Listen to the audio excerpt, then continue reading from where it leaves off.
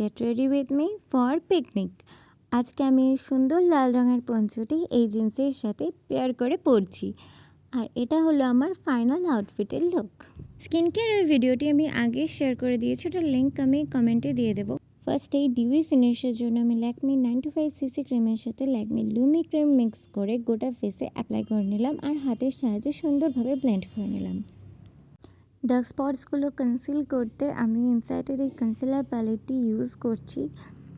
তারপরেই সুইস বিউটির এই আইশ্যাডো প্যালেটের এই পিঙ্কিশ শেডটি আর লাইট ব্রাউন শেডটি ইউজ করলাম আইশ্যাডোর জন্য।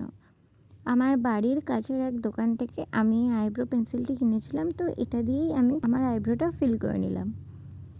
এরপর হচ্ছে কাজল। কোন মেয়ের কাজল পছন্দ হয় না? সেম আমারও, কিন্তু এটাতে সময় না দিলে না হয় না, তাড়াতাড়ি করলে তো কেমন একটা হয়ে যায়। তো আমারও ঠিক সেরকমটাই হচ্ছিল, খুব তাড়াতাড়ি করছিলাম তো আমার ঠিক মতো হচ্ছিল না। তো যাই হোক, অনেক চেষ্টা করার পর হয়েছে।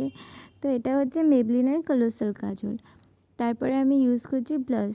আগেন এটা ইনসাইটের, এটি শেড হচ্ছে 02 ক্যান্ডি ক্যান।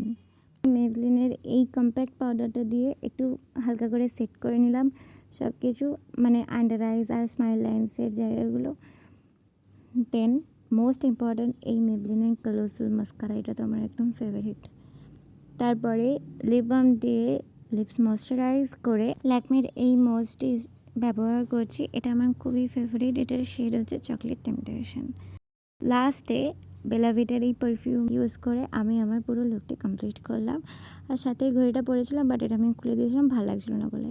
তো যাই হোক, এখন আমি কমপ্লিটলি রেডি, আর খুবই লেট হয়ে গেছি। তো এবার টাটা।